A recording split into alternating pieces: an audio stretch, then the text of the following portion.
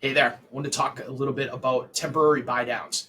I think with the winter approaching and the market shifting a little bit, I think this is a powerful tool that could help both on the buyer and listing side.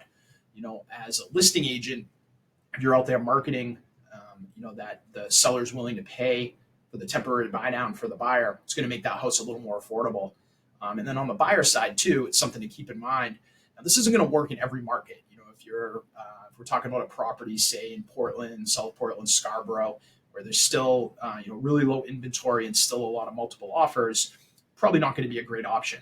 But if we're looking at other towns where properties maybe are sitting on the market for a few extra days, or even considering a price drop, this temporary buy down could be a better way to go.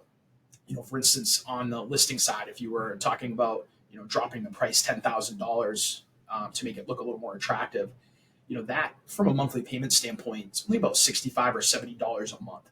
So for a buyer, it's not going to really move the needle that much. But if you're willing to offer that $10,000 to go towards funding the temporary buy down, how that could work, say on a $400,000 loan, instead of a 7.5% interest rate for that first year, they're actually going to be at 5.5%. That's like a $550 a month savings. And in the second year, being at 6.5 instead of 7.5, you're talking about $275 a month savings. So this is a pretty significant amount of money that could really make that house more affordable for a buyer. And it's just a better use of that $10,000 than say just reducing the price.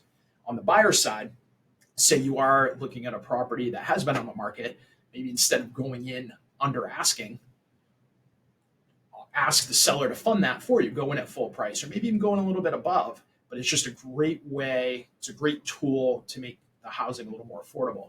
And in the rate environment that we're in, with rates so elevated, there's a really good chance that at some point in the next year or so, the buyer is going to be in a spot to refinance.